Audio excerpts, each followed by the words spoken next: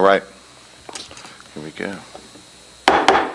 I now call to order the special session for Executive Board meeting on April 11th, 2025. Roll call, please. Lisa Lamont. Here. Matthew Houston. Here. Dan Rose. Here. I would like to read a statement from member Evelyn Tinsley. I, Evelyn Tinsley, would like to formally recuse myself from participating in this session regarding Mr. Murray. I've known Mr. Murray personally since 2010. Given these personal connections, I believe it would be best to step back from this discussion to avoid any perceived conflict of interest and to maintain the integrity of the board's process. I'm stepping away with the hope that truth, wisdom, and righteousness will guide the outcome of this situation. Thank you, Governing Board Member Evelyn Tinsley. And we will file this for the record. We want to now move to a moment of silent prayer or private reflection.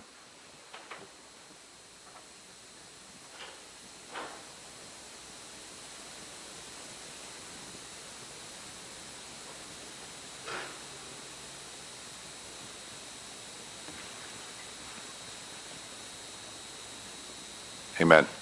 If you would please stand for the Pledge of Allegiance. I pledge allegiance to the flag of the United States of America and to the republic for which it stands, one nation, under God, indivisible, with liberty and justice for all. Thank you.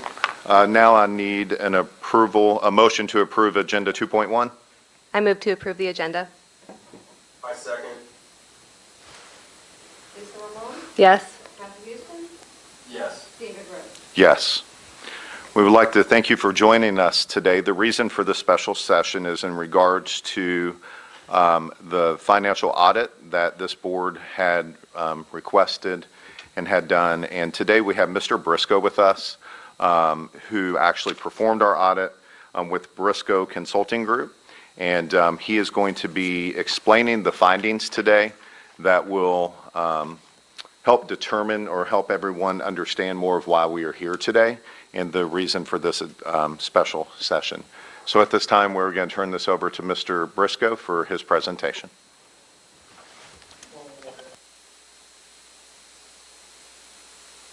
President. Good morning.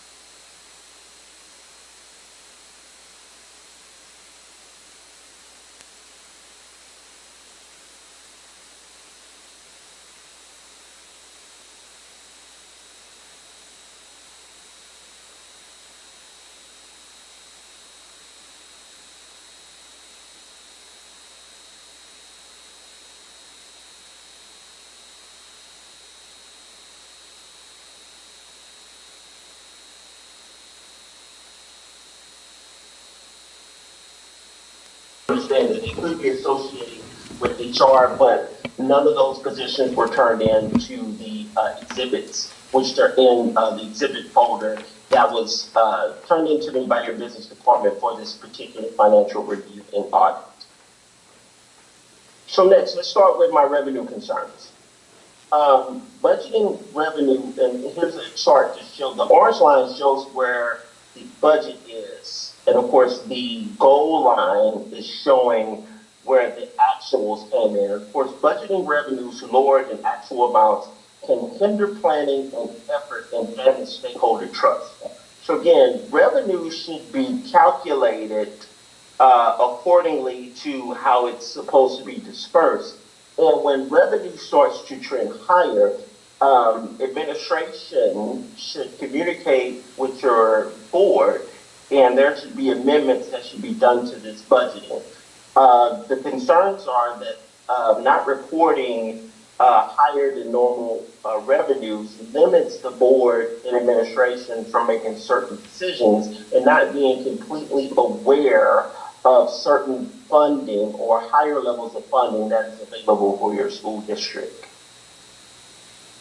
Next, lack of quarterly reports or mid-year financial reviews. I looked through your transparency documents and of course using the budget documents that were turned into me. I didn't see any type of monthly variance reporting, which would again identify how your budget mechanisms are performing throughout the year. Having this type of reports available to board members and administrators, it gives the board and administrators the opportunity again to make adjustments in real time that can ultimately impact student success. Next, solvency. So your fund balance grew immensely from 2019 to 2024, but this was due to chronic underspending. Again, I saw no subsequent events documented in your financial audits associated with the particular years that I evaluated, which was 2019 to 2024. There were no journal notes. There was nothing turned into the board package through these years, which I searched those to notify administration that these large amounts of funds would be turned over to fund balance.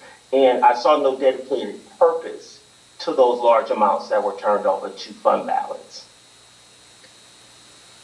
Now, as we got into your general ledger, these are my top concerns. My top concerns were the type of accounting practices that I witnessed through the exhibits that I collected, ranging from 2019 to 2024.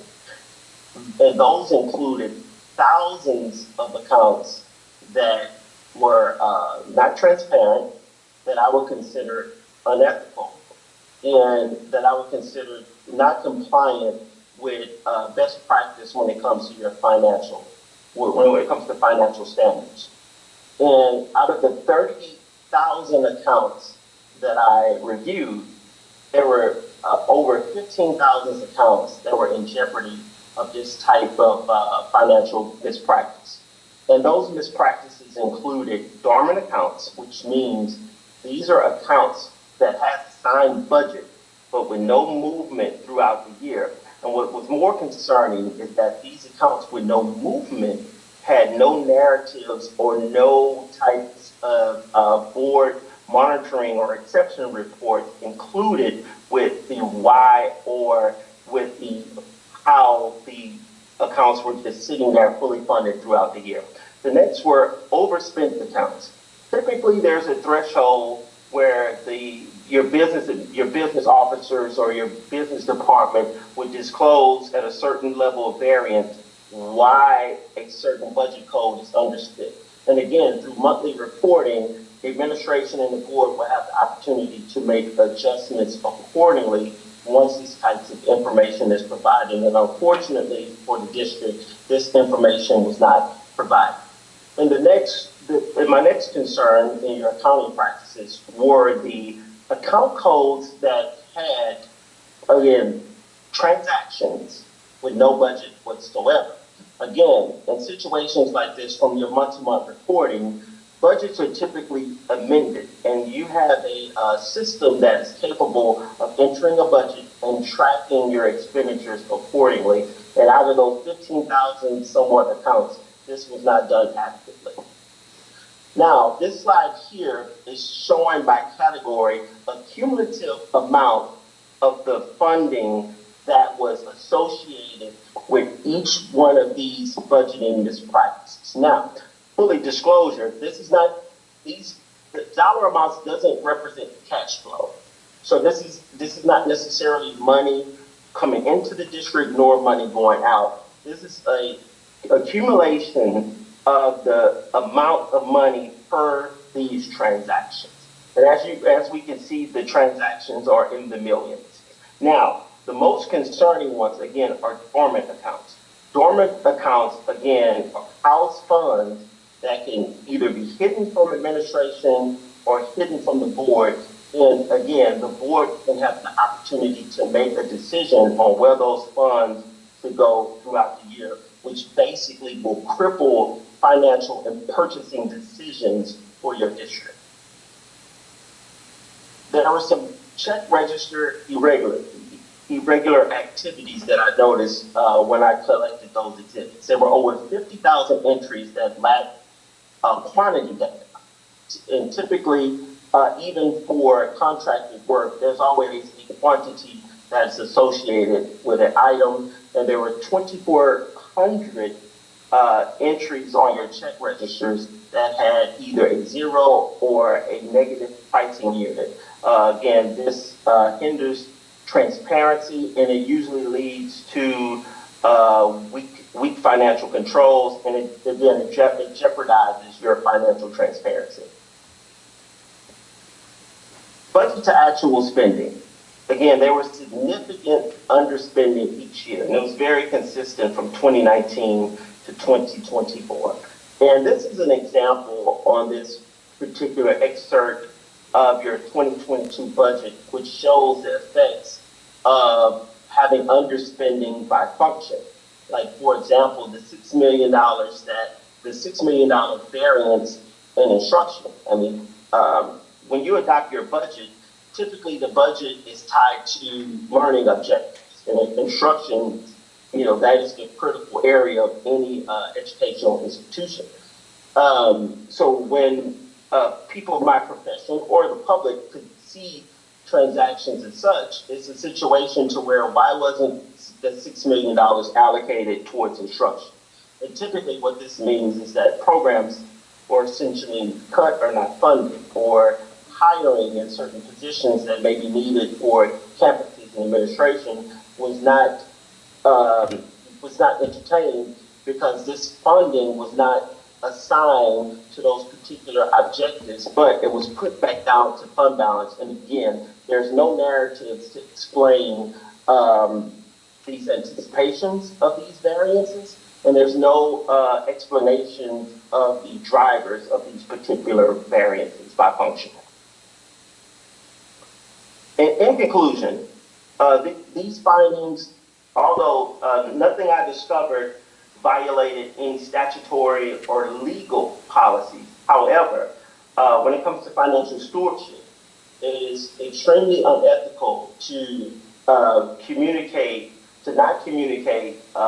mispractice or misinformed money movements without having exceptions. And an exception report would, again, illustrate the reasons for dormant accounts, the reason for overspent budgets, and the reason for having accounts with transactions with no budget. My recommendations, again, is to increase the integrity of your monthly report by having variance reporting, and of course by having narratives attached by any money movement or non-money movement activities that's outside of what the board adopts. Because at the end of the day, your financials for your districts, it's not just a financial document, it is an ethical document, because what it tells the public is how you're going to spend your money on those particular activities that are assigned to your learning objectives. And I'll yield the floor here. Okay, thank you, Mr. Briscoe. And I do have a couple questions for you, just for transparency with the people in the room today and those that will be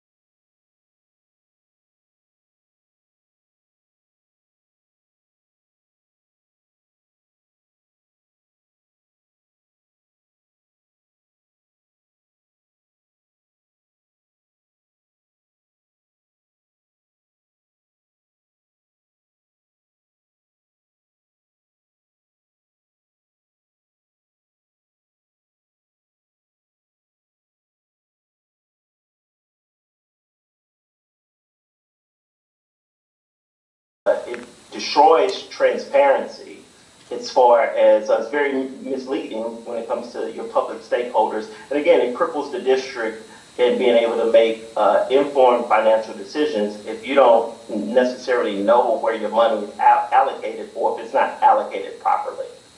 So, question for you, Mr. Briscoe. Why were these irregularities not caught on the standard state audits that we do every year? That's a good question. So your state auditors, they reconcile to the fund. So they look at, the whole category. The state audits, they do not reconcile to the individual account code. So as long as the money is in those particular funds, the state audit won't necessarily report it as a finding because, again, it's not against law. That's why they have board policy to kind of govern how school districts manage their funding. Because again, the law doesn't necessarily come in and say, hey, you have to spend your money on general supplies or you have to spend your money in contracted services. The state won't do that. They give the school district the autonomy to do that. That's up to the board and administration, but it's up to the financial officers who are the experts to disclose that information and to make sure it is adopted accordingly. So without this audit, we would have never been able to discover these dormant accounts. No. And in essence, the financial advisor failed his fiduciary duty to the board to give us adequate information for our finances. I would agree with that statement. Even as a state auditor, I would have disclosed that to administration. Like, by the way, even though this is not necessarily a legal requirement, this could be problematic that you have this many budgetary infractions in your accounting.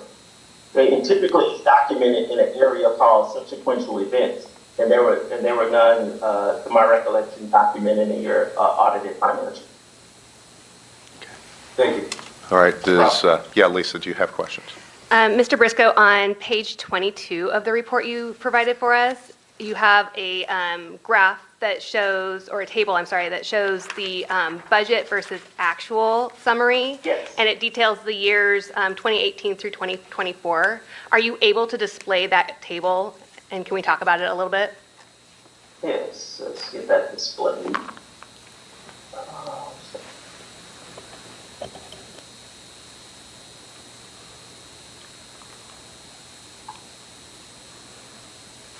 Thank you. Okay. Are you able to see? Yes, I am. Thank you. So just so I understand, for each of those fiscal years, that is the amount that could have been dispersed by our board, but was not. Is that correct? Yes, that is correct. I've seen no documentation with any anticipation of those amounts, with that amount of net position that's going to go back to your fund balance. So absolutely, you should have had an opportunity to anticipate, hey, we're going to underspend all of our functional areas by $12 million. Here's an opportunity that we can recalibrate and make an adjustment to our budget. And a budget amendment should have been brought to you in the amount of totaling up to $12 million. Thank and I'm you. looking at 2018, using that as an example. I'll go ahead and read the amounts. Unless your strategy was to push $12 million back down the fund balance. And that should have been documented either in your audit or it should have been documented somewhere in your financial reports, especially in your financial reports that are posted for transparency. Okay. I will go ahead and read the years and the amounts for people who might need that. So for 2018, the ending fund balance was in excess of $12 million. In 2019, it was in excess of $13 million. In 2020, it was in excess of $15.6 million. In 2021, it was in excess of $18.4 million. In 2022, it was in excess of $21.3 million. In 2023, it was in excess of $23 million. And in 2024, it was in excess of $26.6 million. That's correct. All right, is there any further questions from board members at this time? Or statements? All right. Okay, at this time, we will need a motion to go into executive session. I move to go into executive session. I second. Lisa Roman, Yes. Matthew Houston, Yes. David Rose. Yes. So, Just so council and Matt knows, Mr. Murray has some questions he would like to ask in public. At this time, I'm going to make a motion to come out of executive session for those questions to be part of the original conversation. And I will second the motion. And then Lisa Roman? the add a microphone to be able to record it. Correct. We will need to set up, That one might reach, okay. because that This one's one? turned on right now. Okay. Lisa Roman, Yes. Matthew Houston, Yes. and David Rose. We just need to not that one, right, but well, both of them, I think, but it's- David actually, Rose. it's just- I think there were a few other ones. Okay. David Rose. Yes, sorry. So, Mr. Murray, we need to make sure that you're agreeing to come out of executive session at this time for questions? I agree. Okay, thank you. And you want to speak about this openly? Yeah, Okay. at this point, I agree, yeah. Okay, awesome. All right, so Mr. Briscoe, Mr. Murray would like to just, in the public hearing, before going to executive session, discuss some of the findings and have some questions. Can you hear us, Mr. Briscoe? Yes, I can hear you. Can y'all hear me okay? Yes. All right, thank you. Mr. Murray? Can I address Mr. Briscoe as well? So, Mr. Briscoe, can you hear me? Yeah, you're probably not on the camera, though. Okay. I can. yeah, we'll I can hear. I can need hear. to set up the podium for Mr. Murray. That's fine. Are you able to bring that last slide that you had up, that table with the fund balance? Fund balance table? Sure. Yes, yes, please. One second. One second.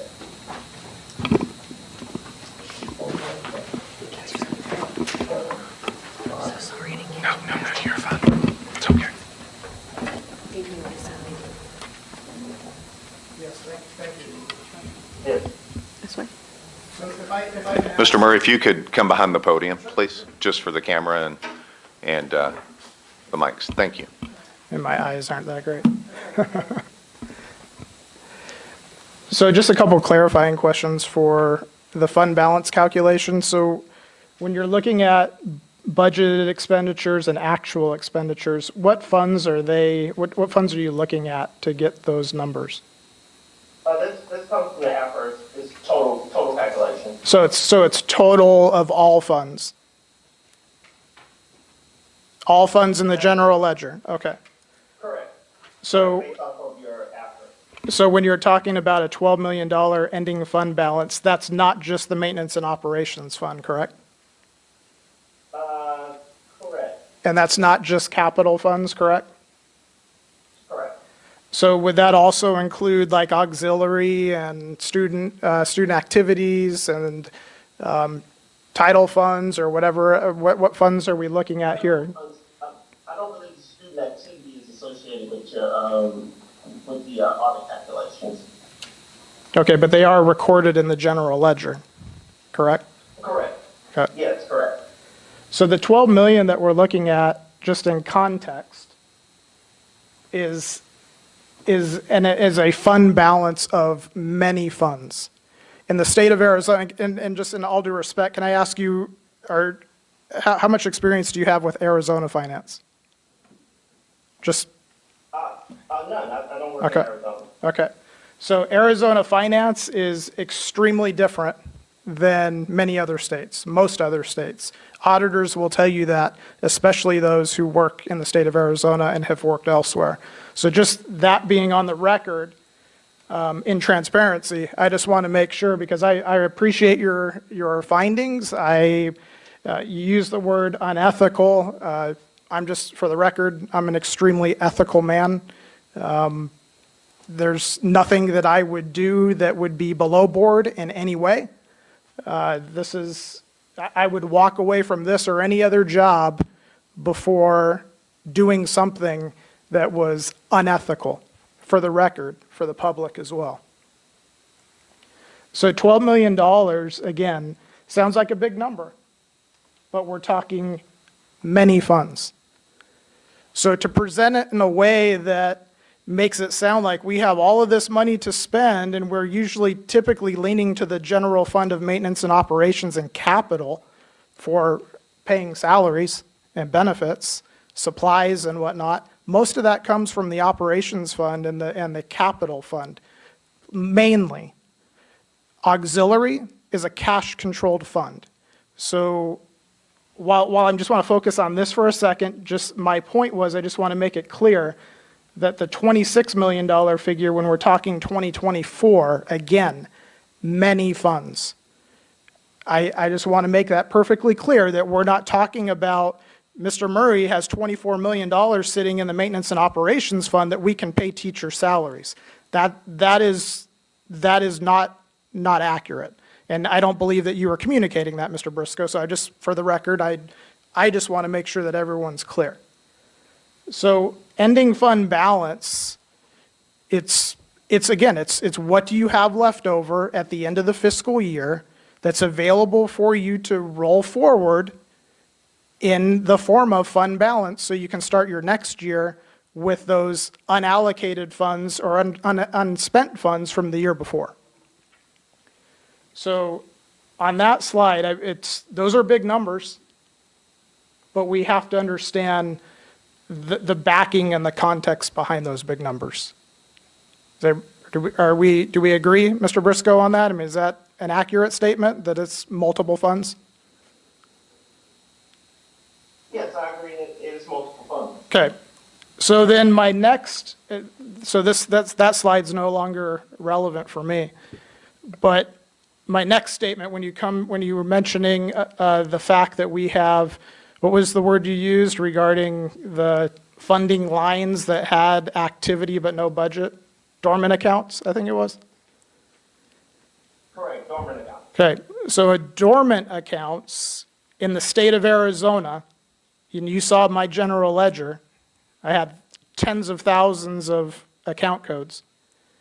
So in the state of Arizona, we, just like other states as well, but state of Arizona, they always have to do something even more so to make it a little bit more complicated. But in the state of Arizona, not only do we budget or do we expend to the full account code strand for detail purposes, fund, program, function, object, unit, meaning the site level, and even an optional is the course code on the end for other accounting transparency purposes. That is what we do in the state of Arizona. So all of those funds, all of those account codes in the AFR and in the financial reporting roll up to the fund level, and that's where it's reported. So the dormant accounts, the GL fluctuates on a daily basis, as you know, and as you pointed out. The general ledger movement in and out of that and all around function, I mean, it moves on a daily basis from actual expenditures recorded in the GL to pre-encumbrances and encumbrances that are made in an attempt to purchase and permission to purchase. And then when a purchase order is executed, and then it actually becomes an encumbrance waiting to be paid. So the general ledger and all of the tens of thousands account codes that you saw are expended per the state of Arizona to a level of detail that allows us to capture, for transparency purposes, allows us to capture, and what I call in my department, and when I train, we call the account code, we refer to the account code as that it should tell a story. An account code is like a book, as you know. When you look at an account code, you should be able to tell a story of what had happened with that particular transaction and that expense. I should know, and anybody who's reading it should know, that the monies came from a particular fund, let's just say maintenance and operations. And then it was coded to program code 100. And in our case, sometimes we use 104.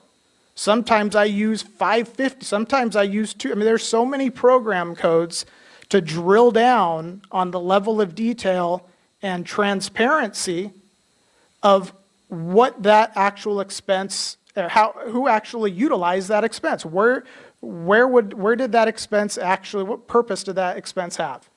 So it came out of maintenance and operations for regular education. The function of 1,000 is for instruction.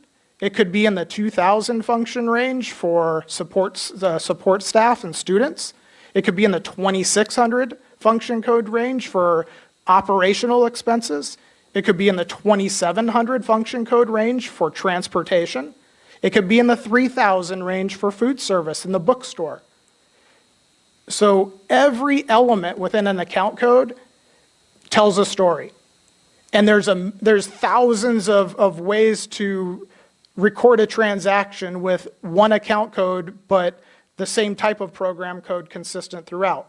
Or I can change the fund to a different funding source like title or like student activities, but then still record that expense to regular education for instructional purposes, to pay a teacher or to pay a custodian.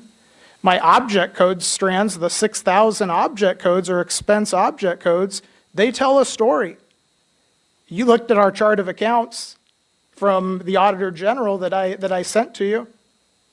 It's very, very, very detailed. In fact, the Auditor General just this year did another revision to it for fiscal year 25 that we pivoted to yet again for changes from the state to make it even more specific so that we can track something like classroom site funds, monies paid to teachers that were for additional duties like coaching, or an object code that is a stipend, but it's not pertaining to additional duties like a national board certification.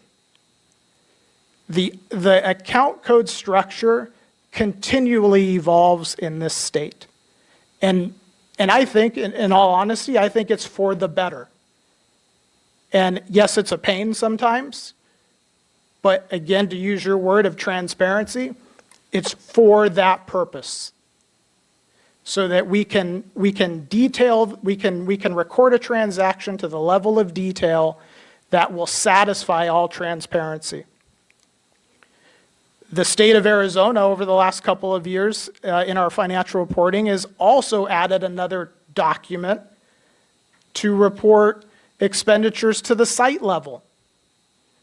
That has happened just over the last couple of years. So that unit code that I mentioned earlier and that account code strand also plays a crucial role in transparency so that we can look at the general ledger and expenses and drill down to the site level so that I can, and anyone who's looking at, and I present it to the board, probably, I'm going to do that again here next month for the budget revision.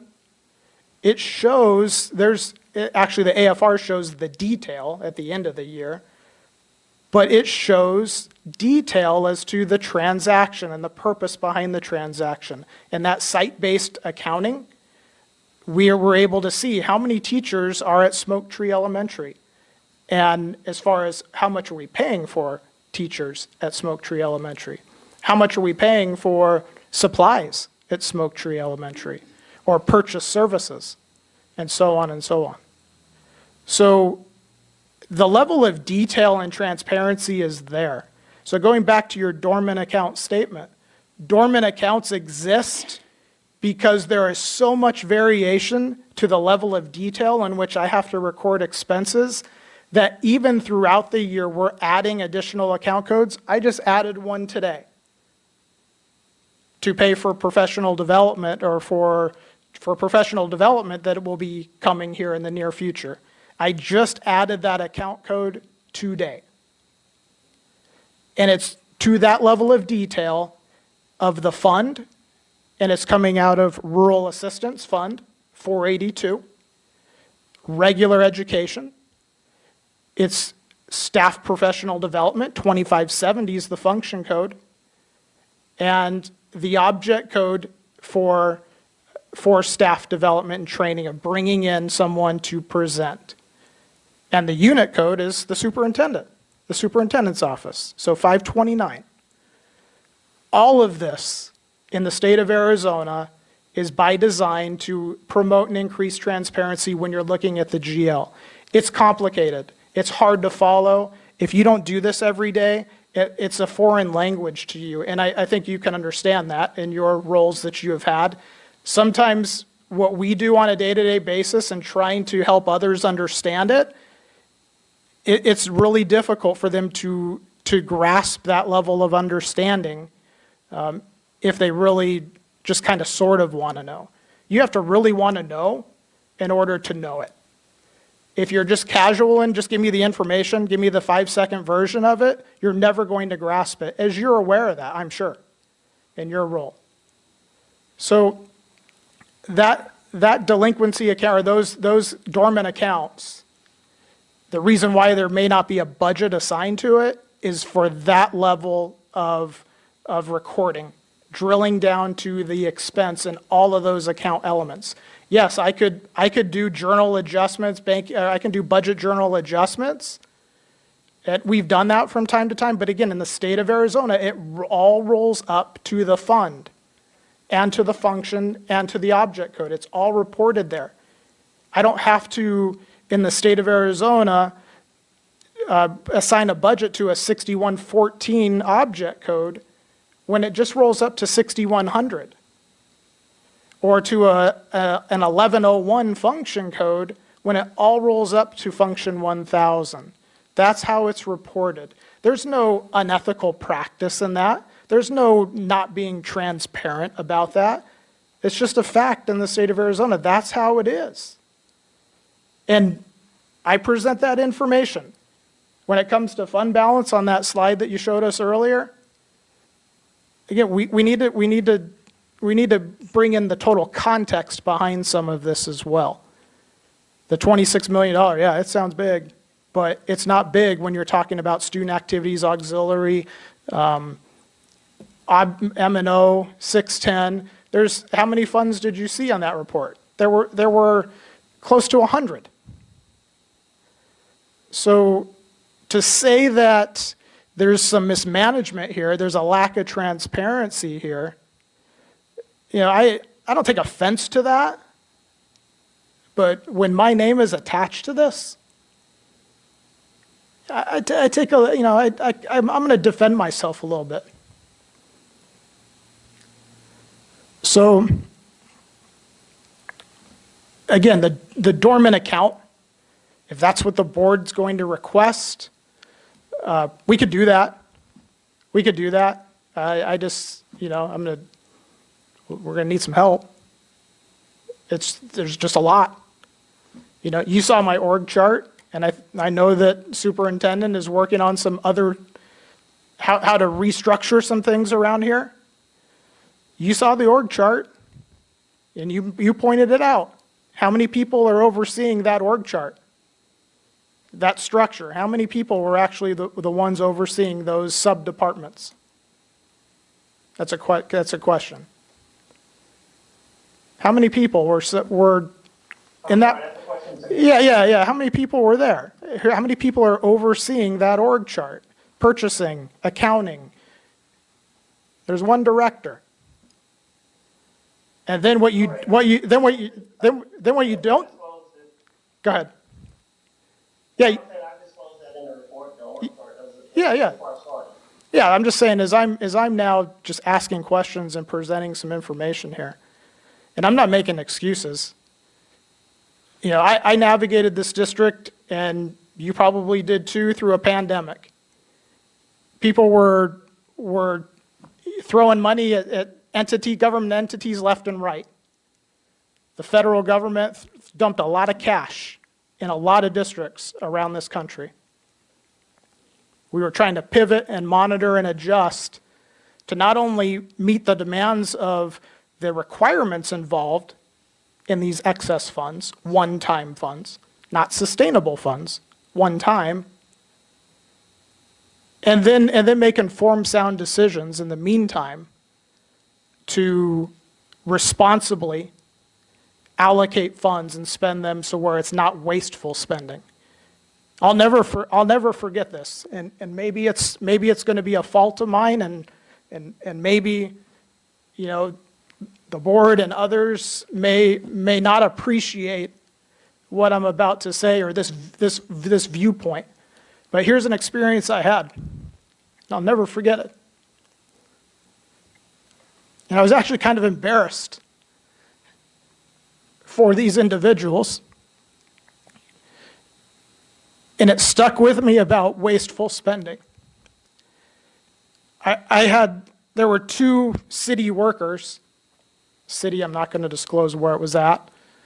Two city workers came into a business that I was managing at the time before, as I was going back to school to enter into this profession. And they came into the establishment, and they walked up to the front counter and the front desk with a purchase order in hand and put it right down on the counter and said, "It's year end.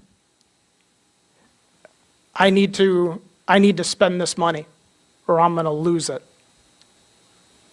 And they continued to shop. And they bought thousands and thousands and thousands of dollars worth of equipment. It was good for us.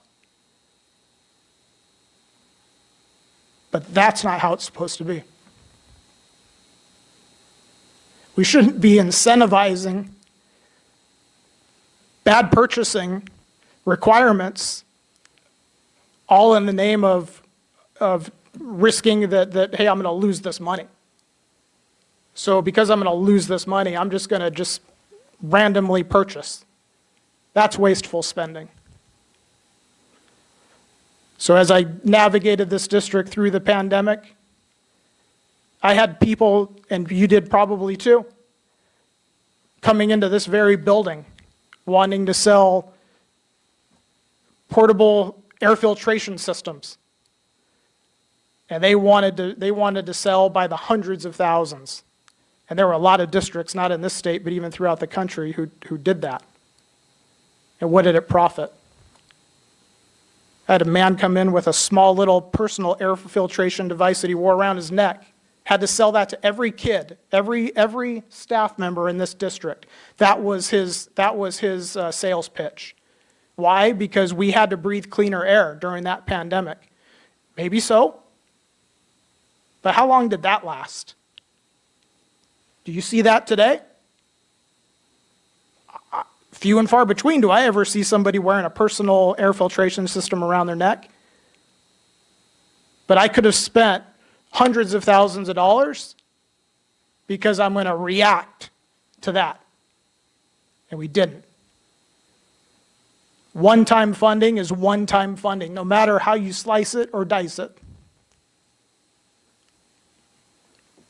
There's many people in this state who committed those funds, and now they're backpedaling, and they're hurting people who did not make that decision, but it's impacting the lives of people in organizations because they now are backpedaling and trying to figure out how do we now sustain this.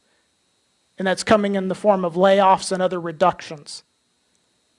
So when we talk about unethical practices, or we talk about not budgeting or having dormant accounts, again, we need to understand that this is the state of Arizona. It's not Texas. I love your state. But it's not. Going back to the revenue, I don't disagree to your statement about budgeting to the line item and posting revenue, I should say, to the line item. That's not how it's done in the state of Arizona. We budget, we record revenue to the fund and to the revenue object code. So if I'm going to record revenue, I'm going to have a fund that it's going to and the revenue object code that shows that this is revenue. It's not recorded in detail to the line item. I don't fill in a program, a function, a unit, or a course code. In rare cases do I do that. Maybe when we're talking about gifts and donations, because we're restricting those funds for a specific purpose, because the donator came in and said, I want this money to go for this purpose. I'm going to restrict that revenue to that level of detail, because I want to make sure that it's expended to that level of detail.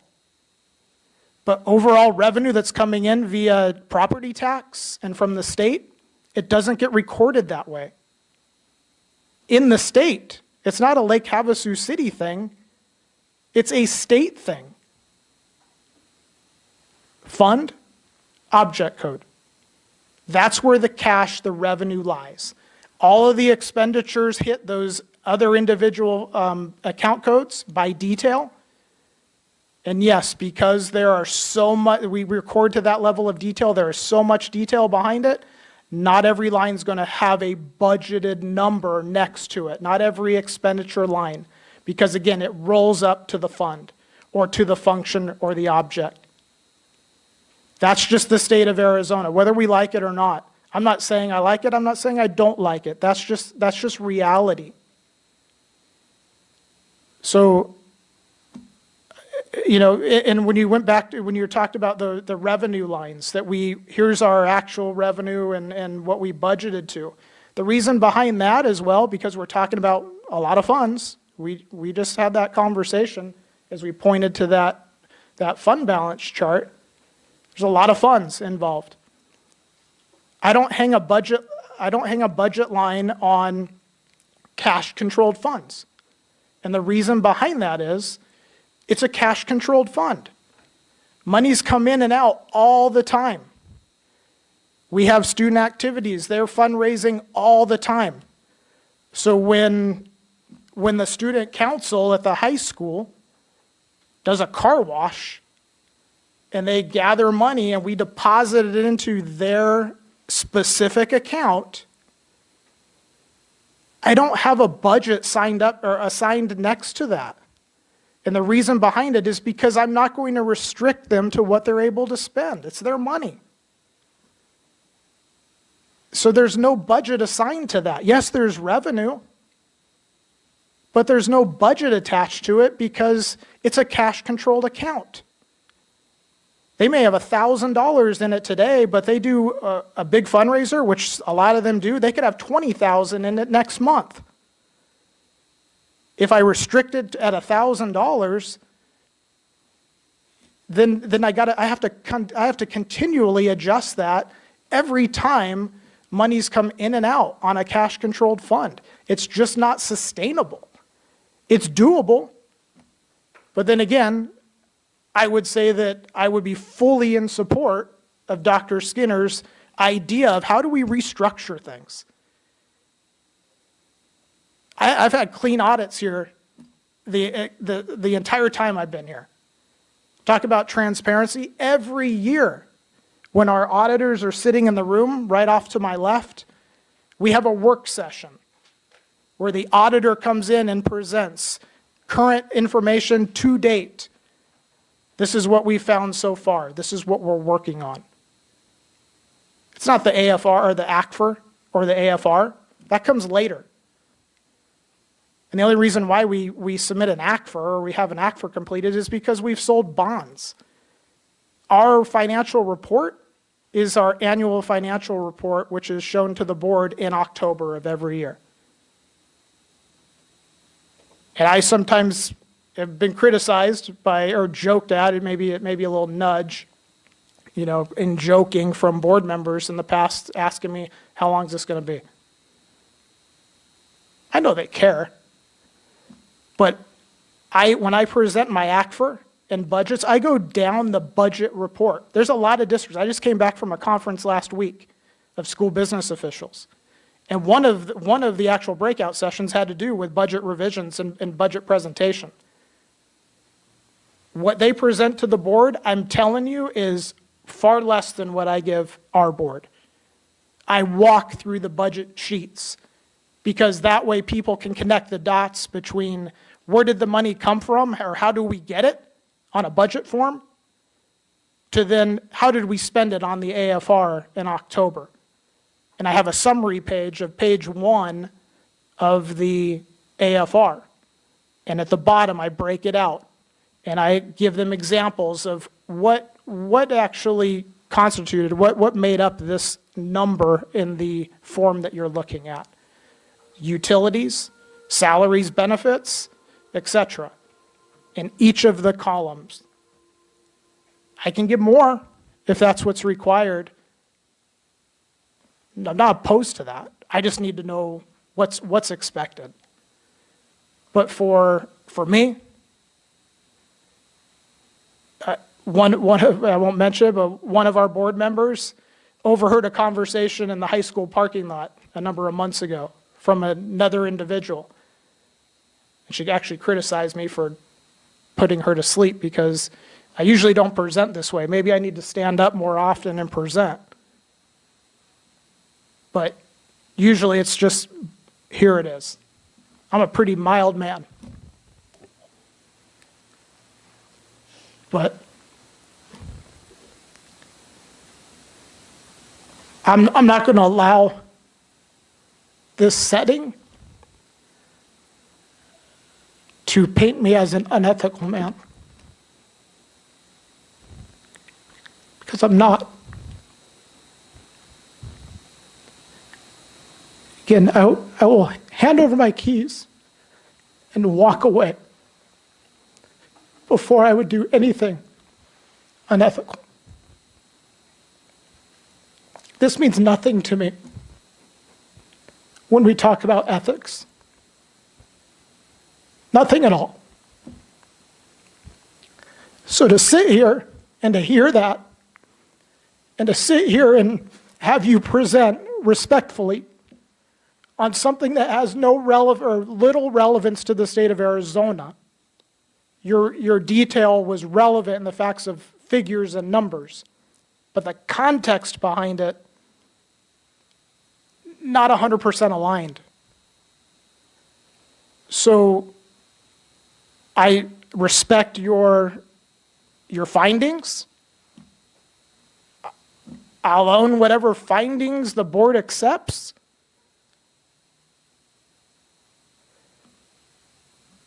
But I won't own being cast as an unethical man. I won't. I won't own saying that that I'm not upfront and honest with the people that I associate with. I won't. I won't. So yeah, your report sounds really bad. In fact, I should probably just walk out. And maybe that's what happens. I don't know. But I'm not an unethical man. I'm not hiding things.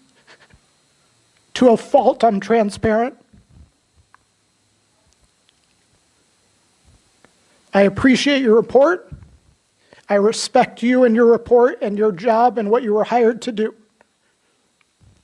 And in all transparency, I gave you what you requested, and I didn't hear anything back. Usually in every audit that I've ever been a part of, there's a little bit of back and forth, like, hey, can you provide me some clarification on this? I think that what I just communicated right now could have probably made you go, yeah, okay, I can see that point. But no, it had to happen in a public meeting without any type of back and forth before. That's what it is. I'm fine with that. But I'm not an unethical man. And I'm completely transparent. And I will not ask for forgiveness of it. But I am a humble man. And I appreciate you. I appreciate the board. Whatever happens, happens. I'll shake hands and walk away. And I'll still support them. Most people would say, why would you do that?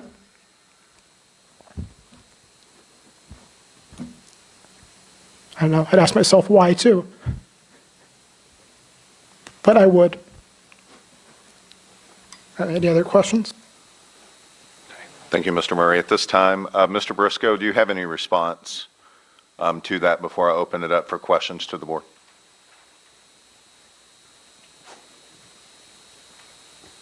No.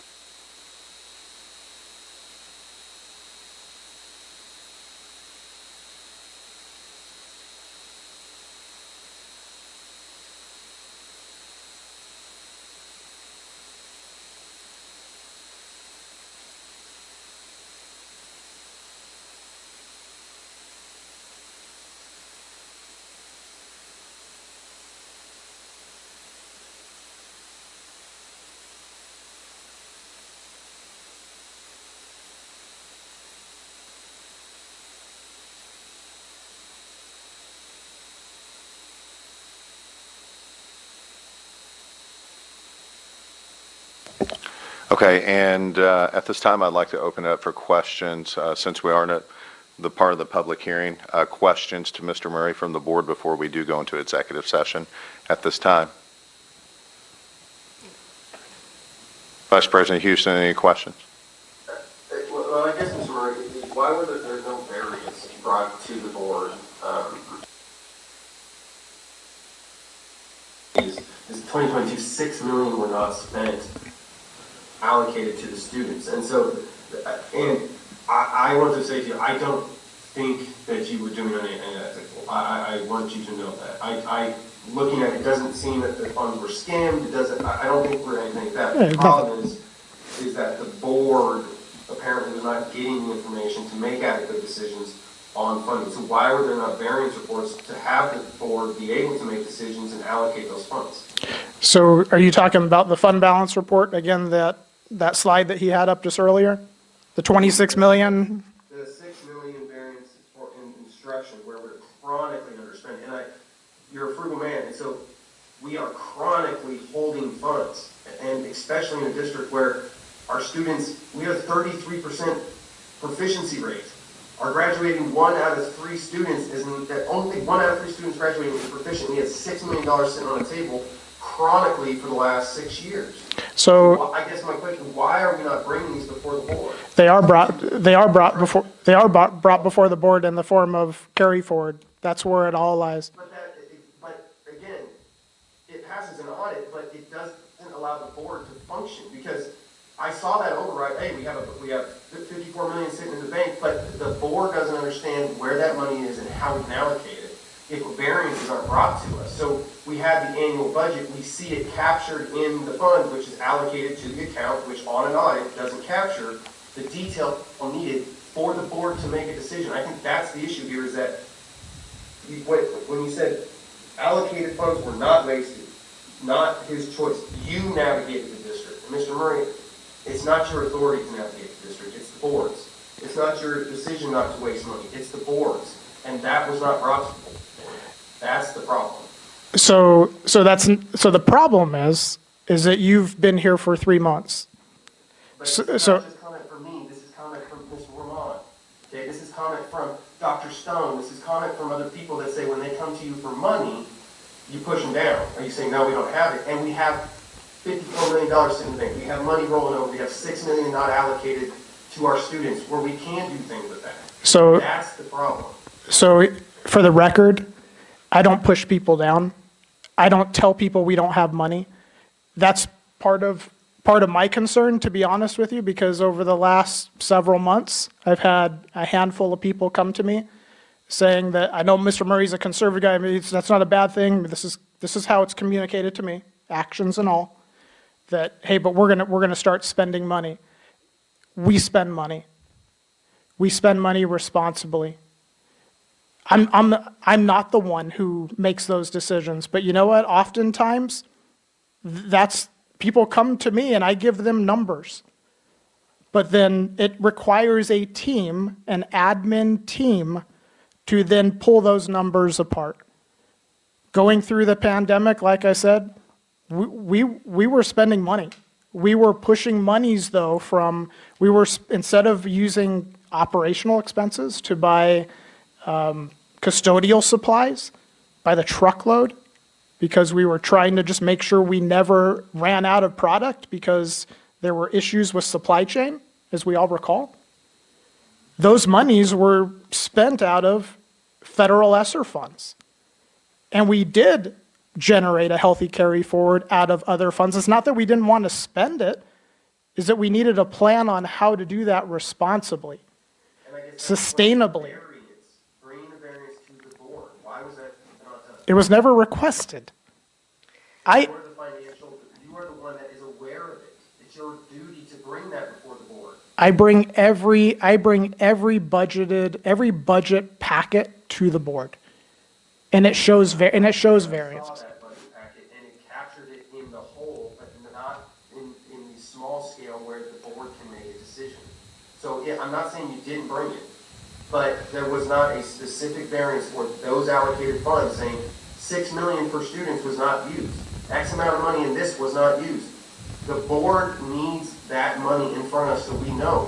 For tutors, for extracurriculars, for whatever we're doing, we were blind, or Mr. Rahman, or the prior board was blind to where money could go. So that, I'm not gonna get into things. That's fine.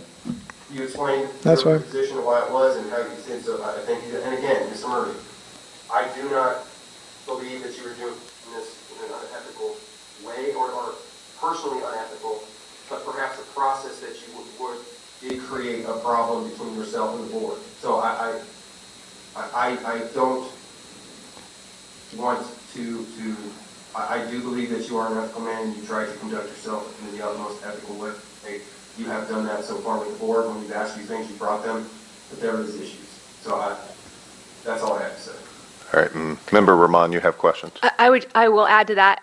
There's no accusation here of malice on your part or personal enrichment, but you've said that Mr. Houston has only been on the board for 3 months, which is true. I've been on the board for years. I have sat through your budget presentations. I do not believe that you have ever given us as a board the information, here we are at the end of the year, this is how much we have in excess that has not been spent. What would you like to do with that money? Would you like to save it for the following year? Would you like to disperse it? No one here is advocating for wasteful spending. No one here is advocating for, the so-called use it or lose it mentality where we're spending money on things that we don't need just to get rid of it.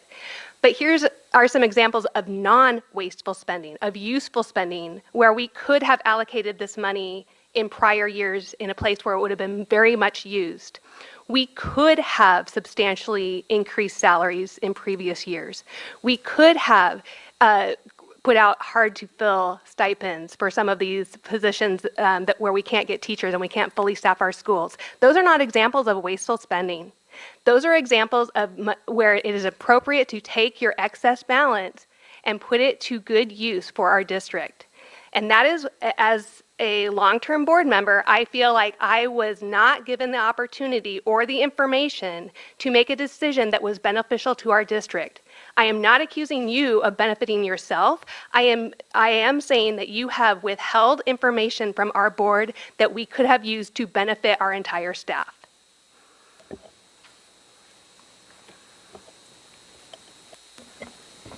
So while I respect your comment, I can tell you I've not withheld anything from the board.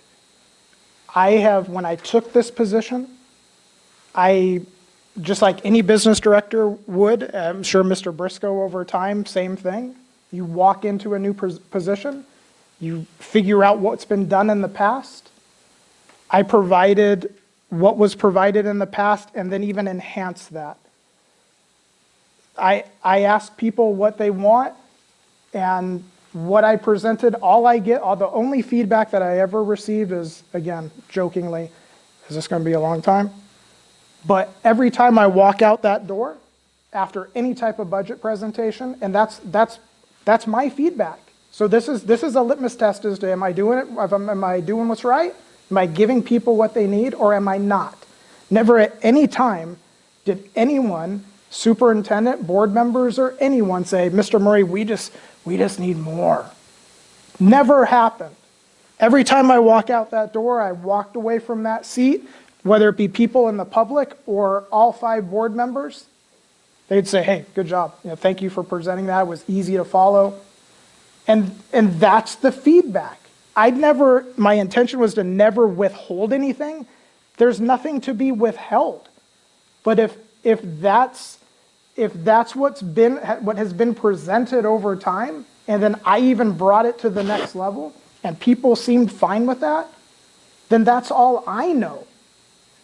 That's all I know. Everything is available online. The full entire spreadsheet of any AFR, any budget form proposed, adopted, whatever. It's all there. And that's what I knew to bring because of the feedback. So if someone's telling you, hey, you're satisfying my needs, then why would I do anything different? Because if I'm satisfying your needs, whether I was or not, nobody told me that. So it's hard I'm pretty good at reading a room. And I'm pretty good with being open and transparent and I try to be approachable. I really am a nice guy. I don't say no to say no. In fact, go ask my maintenance guy right now, because that used to be the standard here. And it wouldn't get back to me. The standard used to be no. And other people were making the no decisions, and it wasn't at the admin level. So it never got to the end of the row to make me aware of that until I finally caught on and had somebody tell me that. Then I put a stop to it. You ask my maintenance supervisor now, it's kind of a joke, but it's not. I always tell him, give me 5 reasons why we can't.